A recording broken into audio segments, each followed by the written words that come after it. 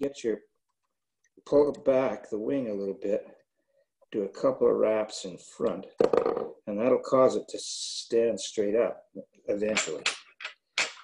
And then I'm going to take my scissors and I'm going to cut the andron almost parallel to the hook, very tapered cut, and not a lot of it. And then I'm going to wrap down the andron nice and snug. The idea is I want to keep the andron fairly thin there, and by cutting at an angle, I get a little bit of a taper to it. I'm going to bring my thread up right behind where I tied it on. I'm going to hold the wing vertical and wrap around the wing. And I'm gradually going to wrap enough around the wing to go up a bit. And you need to go up an eye width or so. And that's called making the post. For all of these parachute patterns, you have to have a wing post that you're going to wrap the hackle around.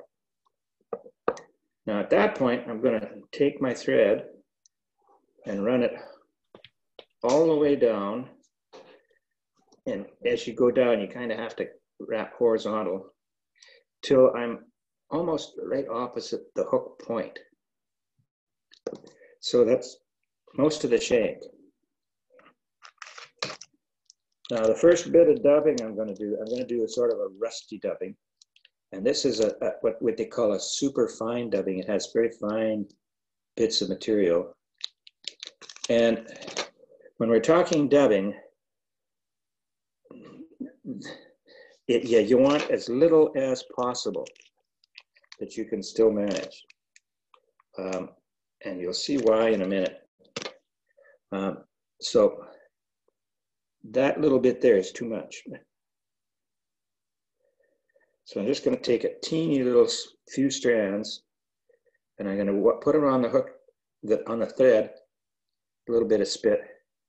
And as you can see, it doubles the thread thickness, and that's what you want to start with.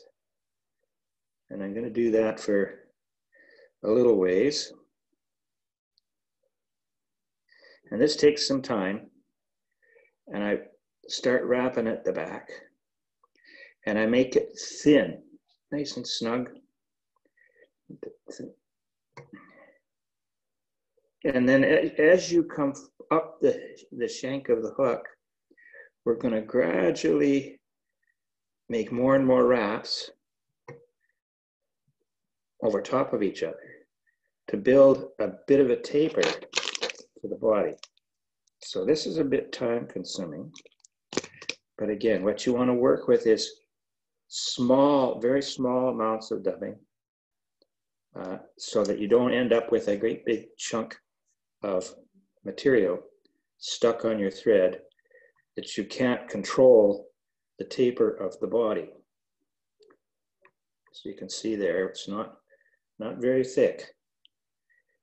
And we go around, around, and around.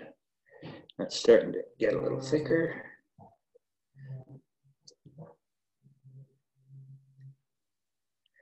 And then when I get to about there, a little bit behind where the parachute post is, now you can see I've got a nicely tapered body, skinny down here and getting thicker up to there. Now comes the fun part. This is where we put the hackle on. And finding good hackle is part of the key to this. You'll see that this hackle it's a dry fly hackle. It's taken off of a neck, actually. There's not a lot of web in here, and the barbules are reasonably stiff. So I've stretched them out, and I'm going to strip off all of this stuff off the stem at the bottom. I'm going to cut it off And see, I've got some bare stem there. What I want to do is tie it down behind the post with about an eye width of stem behind where I'm tying it in. 2 or 3 wraps. And then I'm going to wrap down in front of the post. Get it nice and snug. And then in behind. And this is where I sort of pull up and forward on the stem a little bit. And it will now stand straight up. And then I'm going to take my thread and I'm going to go around the post and that little bit of stem that I left behind the post until I get all the way up to where the top of the first post wraps were. Now you can see my hackle sticks straight up and the stem is bound into the post. And that is going to give a little more bulk to the post so that when you start wrapping the hackle, it's going to go flat. And the next thing I do is I get myself my thorax, which is nothing more than a single strand of peacock curl.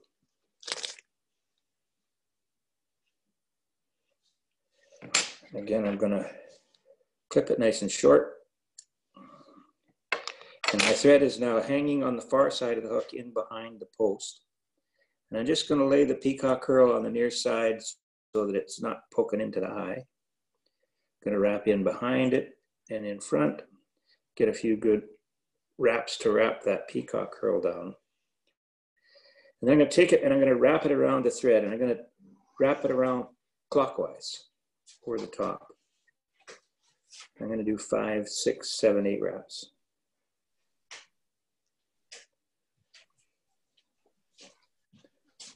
Now at this point, I'm going to make my thorax by wrapping 1 wrap behind the post, underneath, and 1 in front.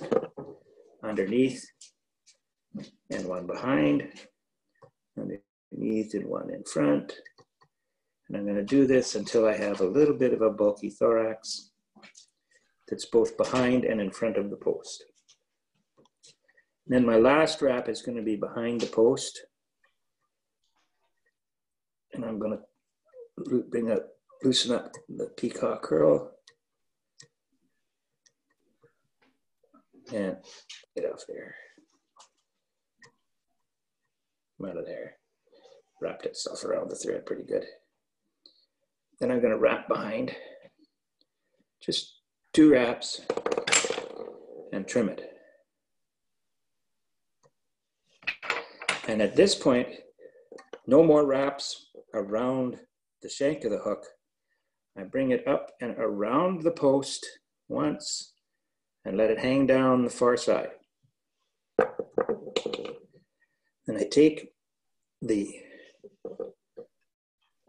stem of the hackle, and to make it go around nicely, I'm going to, what you call break it. I'm going to not really break it hard. I'm just going to bend it down horizontally, and that puts a little kink into the stem of the hackle. And then I'm going to wrap around the post, and each wrap, as I start at the top of the post, and each wrap I'm going to pull down on the far side, then up over the eye, pull down on the near side, up over the shank, down on the far side, up over the eye, and down on the near side. So I'm doing this because every subsequent wrap of hackle has to go under the previous wrap. Then when I get to my last wrap, I'm going to hold the hackle straight down, and I'm going to wrap around underneath all the previous wraps with my thread. 1, hold down, stay there. Got to get over the eye. 2, up over the eye. So I'm doing the same thing with the thread as I did with the hackle.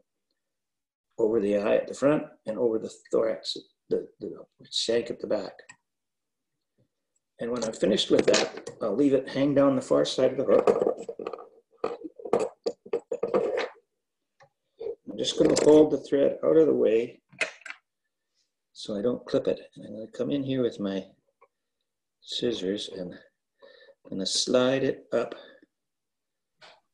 the stem of the feather and trim it out.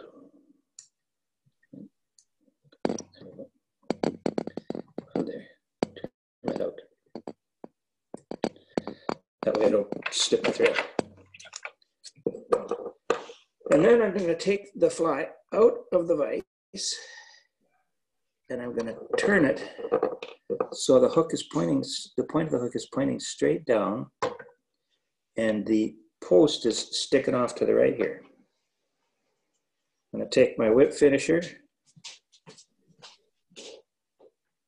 and I am now going to do the same thing. I'm going to wrap around underneath the hackle, missing above the eye of the hook. And that's my whip finish, is around the post. Slip out of that vise. That's, sorry about that. This is, there we go. That hook slipped right out of the vise on me.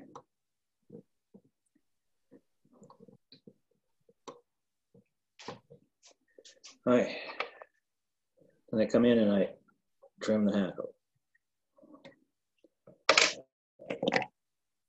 Just have to pick these few hackle fibers out that got trapped on that last whip finish.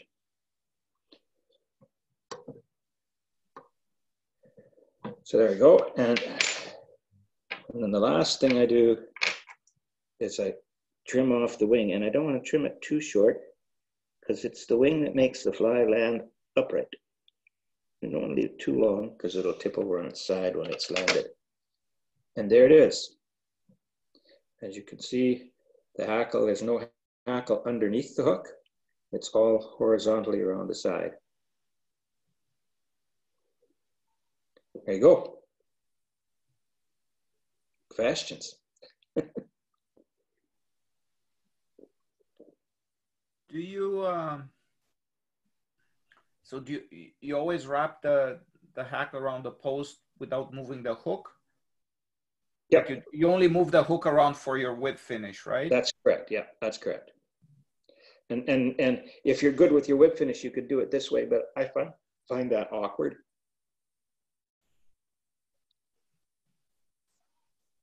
Yeah, because I've been kind of I've been trying to tie these things, and I kind of, the way I do it, because I'm not good at this at all, is I move the hook like 3 times. I break the hook into 3 portions, kind of the abdomen, then the thorax, and finally for wrapping the hackle and doing the whip finish, all in the horizontal position, so to speak. Yeah, yeah. So that each section of the fly, I try to keep the hook horizontal so I can, or that particular portion I'm working on in the position. So I move it like 3 times in the vise. Okay.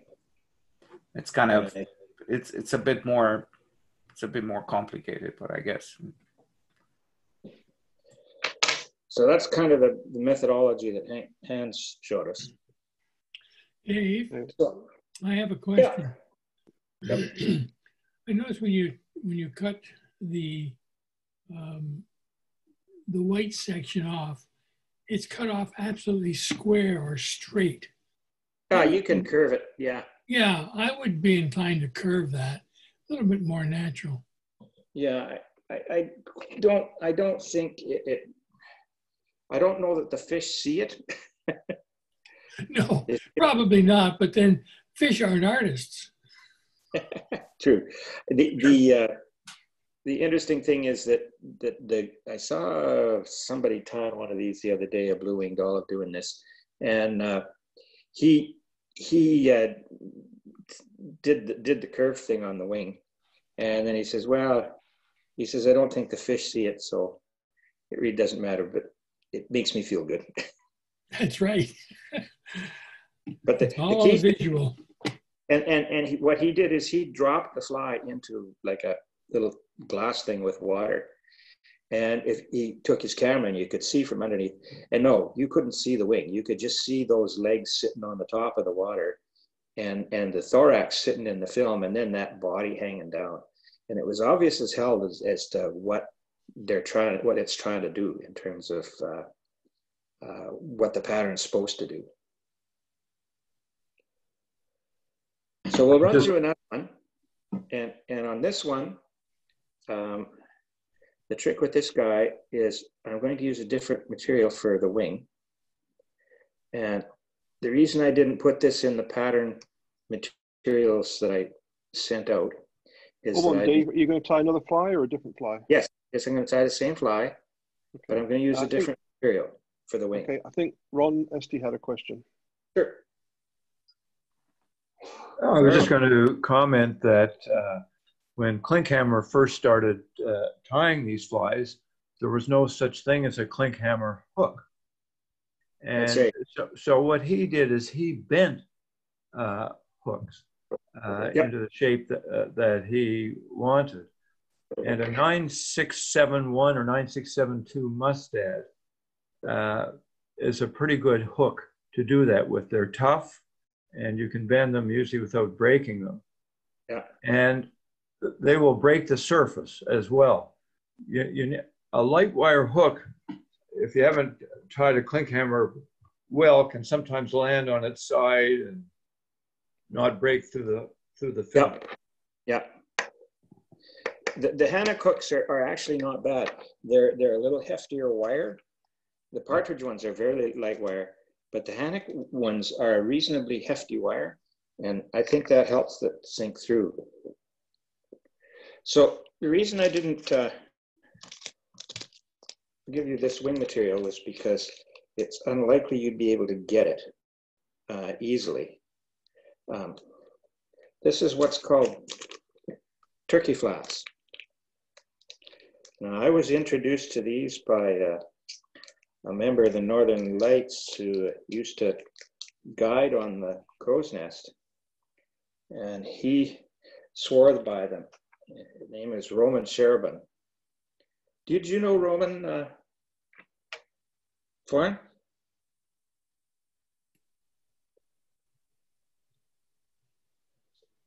So that's turkey flat.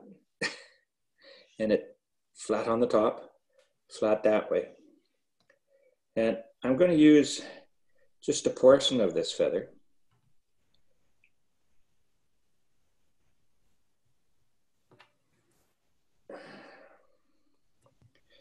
And the portion I'm going to use is this bit here. Just the barbs, yeah? Well, I'll show you. And I'm deliberately separating these out so you can see what I'm doing. So I'm going to take the, I'm going to put my scissors. Take the bottom off. So the part of this that I'm going to use is these parts here. And actually, if I do this right, I can get 2 wings out of this one feather. And I'm going to trim the tip off, like it. I'm going to stroke them back where they were before. See a little V shape. And then I wet my fingers and I fold around the stem those bits until they touch each other, like that. That lines up all the tips, so they're nice and flat. Then I'm going to measure my wing, and I want the wing where I tie it in to be just slightly longer than the entire length of the hook. I'm going to put it over, lay it down, and wrap around the the turkey flat with the tips facing forward. I'm going to give that a good wrap like that. Stand it up a bit. And then I'm going to, this one I don't need to worry so much about the taper, because these turkey flats, the fibers are really crushable. So when I wrap around the fibers to bind the wing down on the hook, it doesn't make much of a bulk. So you see how that's really crushes down nicely. Wrap in front. Now these things are light, so it's a little trickier doing the post. Don't want to pull too hard or the thread just flips off the end.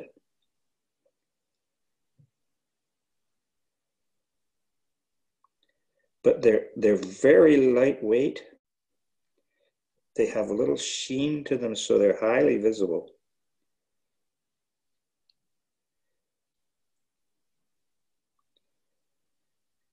And then I finish in behind.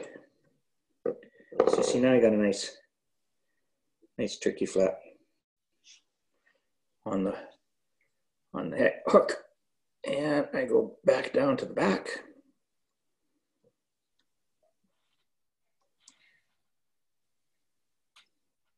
Back to the dubbing again. Now this time I'm using a Davies SLF, which is synthetic living fiber. But it's got a little bit of shine in it, so it works quite nicely. And again, the key here is don't overdo the dubbing. You're basically making the thread double its thickness is about it.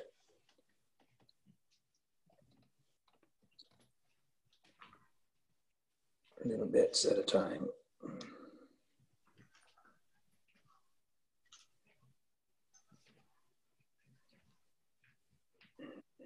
Now, I like this stuff because it has a little shine to it, and it doesn't make a really smooth body. It has a little bit rough body. So now going around at the base of the hook, and then again, as we come up the hook, I'm going to taper that body and make it a little thicker as I go.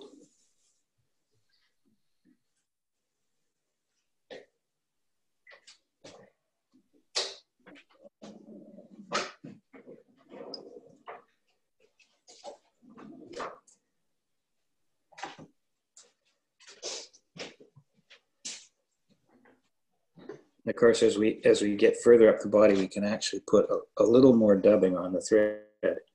And this is a good way to practice your dubbing technique, because you learn pretty quick if you put too much dubbing on, it just becomes impossible to control that taper.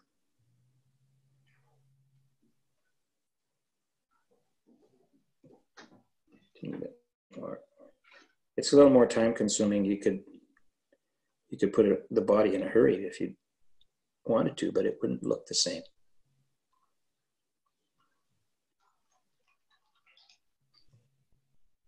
So far, so good.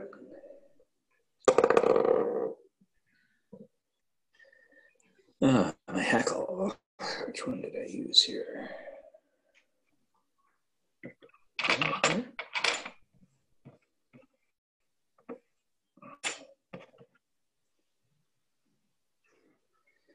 And hackles are, that one's probably about right. Now, one of the things I've noticed with this is it's counterintuitive as to how you put the hackle on. Now, most times you would think what you want to do is put it on so that the shiny side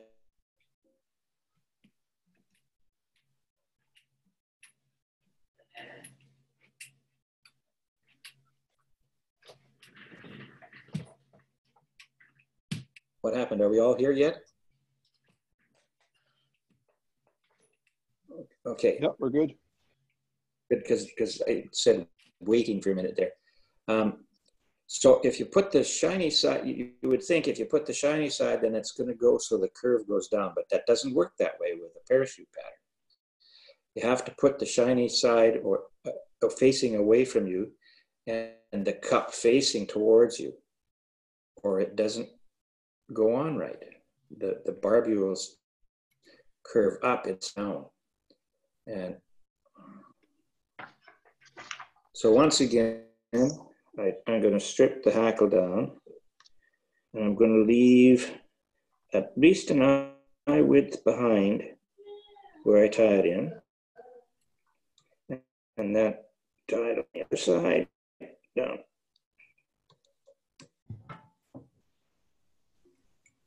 And once again, I'm going to pull that stem up a bit, and I'm going to wrap around the stem of the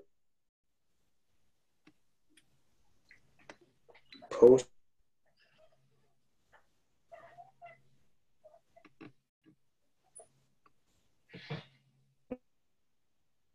And I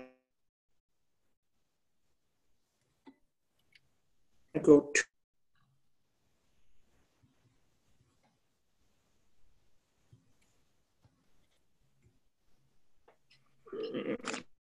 there we go. Dave, we lost you there for about 5 seconds. Oh yeah, okay. That I don't know why that's happening.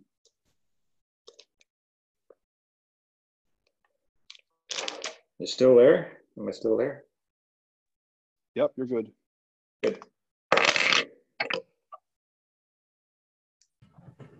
And again, I cut that thing so that the peacock herl, so just a teeny bit sticking out. And then when I put it behind the hook, I just make sure that the front of the peacock herl where I trimmed it doesn't extend past the eye. And then I don't have to trim anything. I can just wrap in behind the eye and in front of the eye over the peacock herl, and that secures it. And then clockwise around the thread.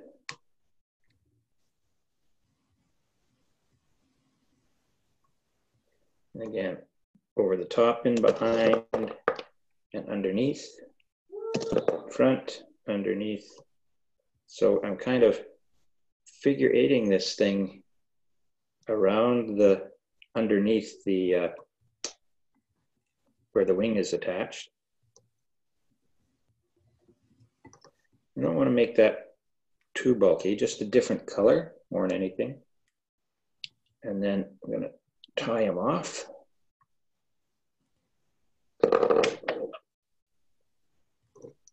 Trim it.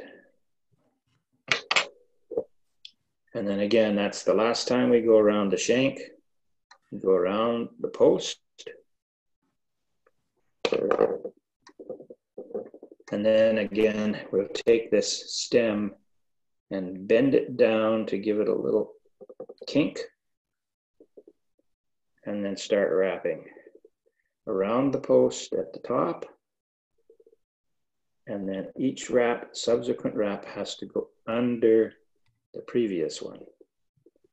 And that trick is, again, lift it up over the eye, pull down, up over the shank, pull down, up Why over does the it have to eye. go underneath? Can it go on top? Hmm? Why does it have Yeah, to go underneath? you want the hackle to be on top of the hook. So as you come across the eye, you need to lift it up a bit, but then pull it down on your side and then up over the shank and pull it down on the far side. And that makes sure that every wrap goes under the previous. Then when I get my last wrap, I'm going to pull straight down with the hackle, and I'm going to take the thread around and over the eye and down over the eye.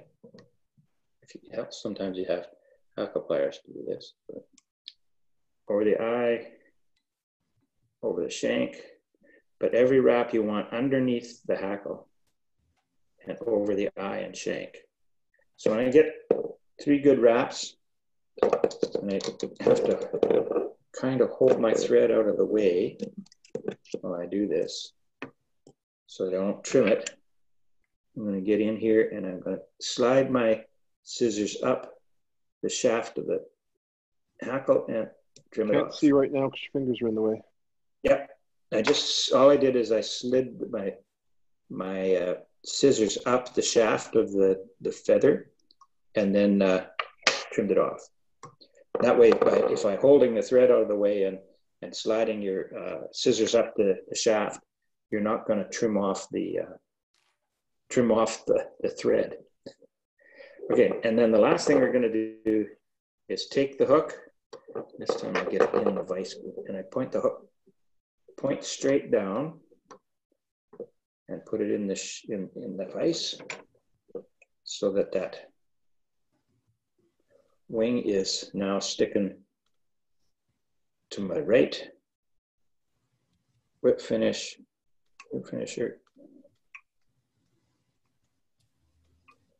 And again, when I'm doing this wrap, I want to make sure the wraps go under the hackle.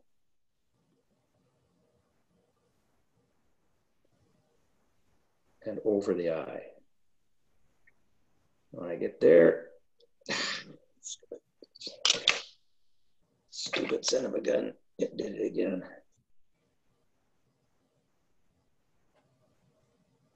There we go, that was a little better. Obviously didn't get that in the vise securely. There we are, that's more like it. Then get in with my scissors and slide my scissors down the thread and just cut with the edge. You don't have to snip. And then you can see what he looks like, which is, there's your parachute pattern again. And once again, you can see that all those hackle fibers are sticking out the sides, and they're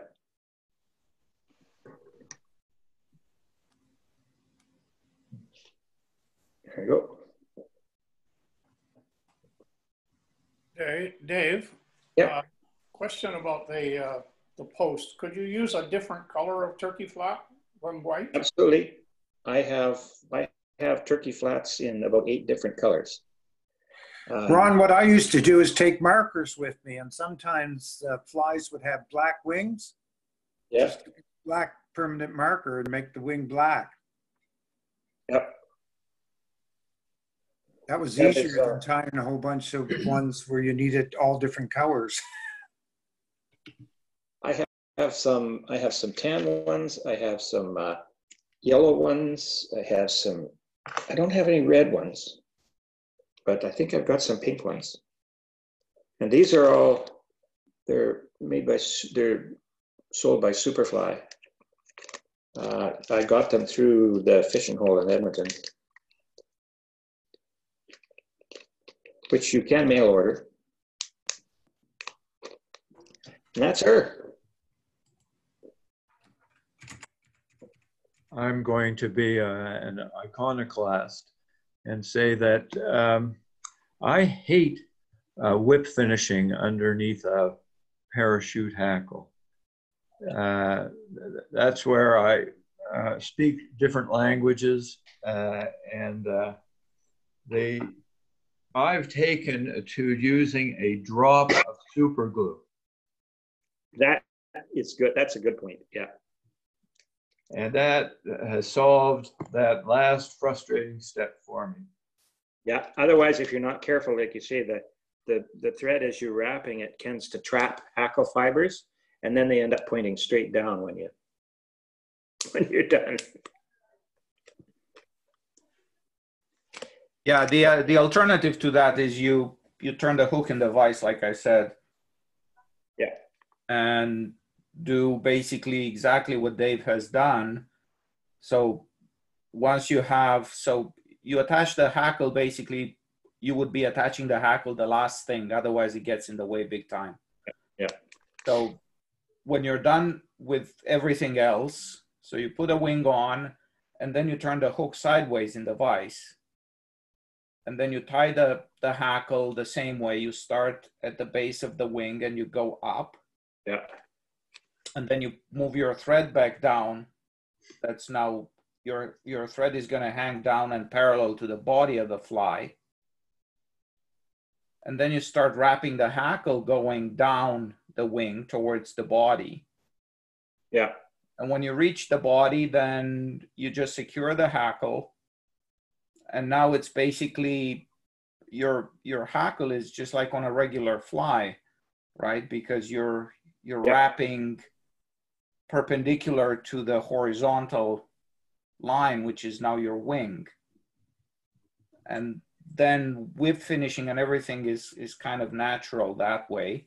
And the other trick that I found helps me not trap too many fibers. Trapping no fibers like Dave did, it's still beyond me.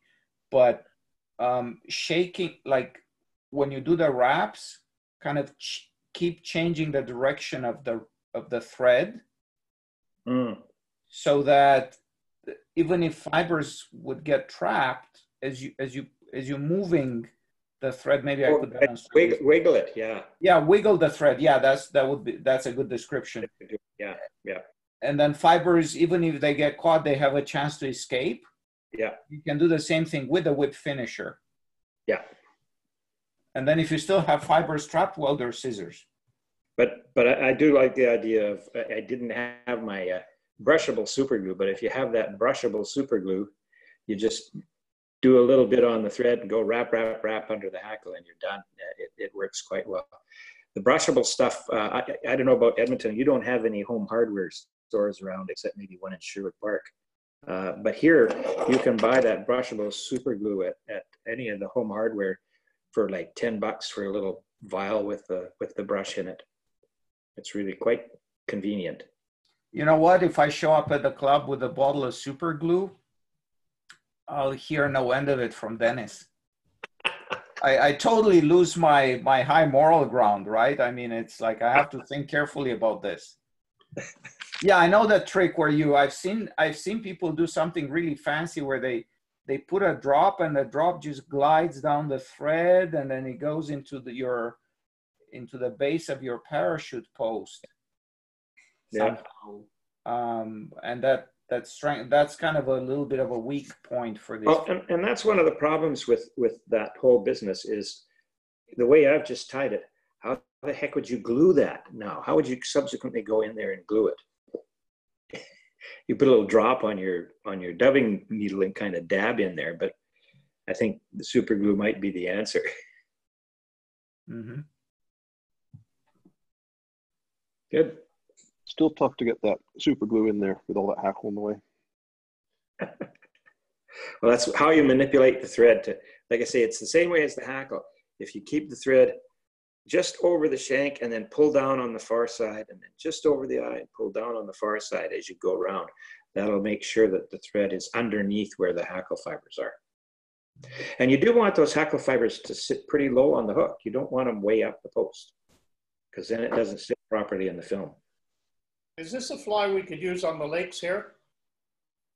Yeah, anytime there's a hatch, for sure, if the fish are rising. Ron Este, do you use that fly on these lakes?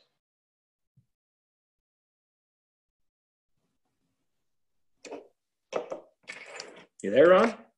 Do you use that fly on the lakes here? He needs to unmute. He's muted. My best use for the Klinkhammer is actually in riffle water.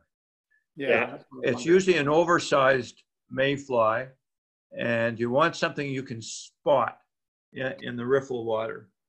And it usually has an oversized hackle as well, a much larger hackle. You know, the usual mayfly, you gauge the length of the barbs by the hook gap, but with a Klinkhammer, I usually tie with an oversized hackle. Yeah, at least a gap and a half. Yeah. Thank you. Thanks, Dave. That was well done. Good, thank you. Chris, just a comment to Chris. The next time I'm going to prospect, I'll let you know, and if you want to come with me, I'll help you out. Okay, thank you. We got to get you some fish. Same here, please. Sure. Okay, guys, see you later.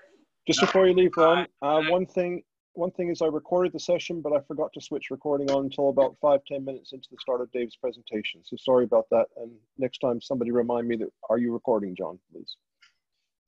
And John, just one other comment. I didn't include a picture of all the lovely faces with the minutes because I couldn't figure out how to do it. Okay, no problem. Right. I've got it going out in the newsletter. Okay. The other thing with using the Klinkhammer is when you apply floatant, only on the thorax and wing. Don't put any on the body. That's right. You want that body to sink. Yeah. Okay, thanks, guys. See you later.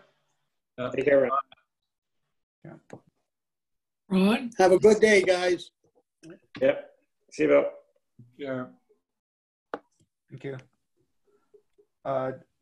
Dave, you mentioned Roman Sharabun earlier. Yes.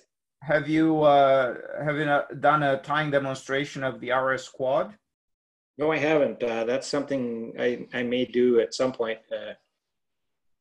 For this group, it'll be a while. No, okay. Trying to work with biots is not the easiest thing to do.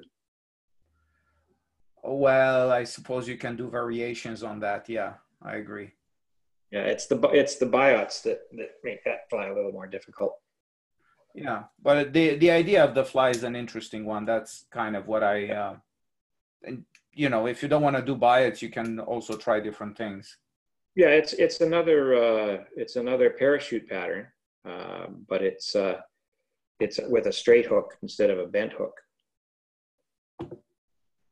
And you use Zelon as a trailing shuck, so the Zelon isn't the easiest thing to do with. Graham, you're forcing us all to see your screen right now. I'm trying to get rid of it. At the top, there's a little pop thing there. Is a view option. Should stay stop screen share. Sorry, There you go. I'm having less problem with my computer. When I couldn't get on earlier and I had to go to the iPad, I threw out Zoom and then restarted and bingo. So there was something wrong with the Zoom application that I had on the computer. So I'm happy. Good. Thanks, Okay. Dave. Really good presentation. Yeah, thanks, Dave. Completely new one to me. Yeah, And thank thanks you, to talk and thanks about for parachute having flies. me. Yeah. This was No, fun. Join us again. Now I can go out and tend my smoker. We had a takeaway from Joe's barbecue the other day. Yeah. Pulled pork tonight, we hope. All right, we'll see you guys later. Thanks, Dave. Thanks, Ron. Dave. Thanks, Dave. Thanks, John. Thank you. Thanks, guys. Hey, guys.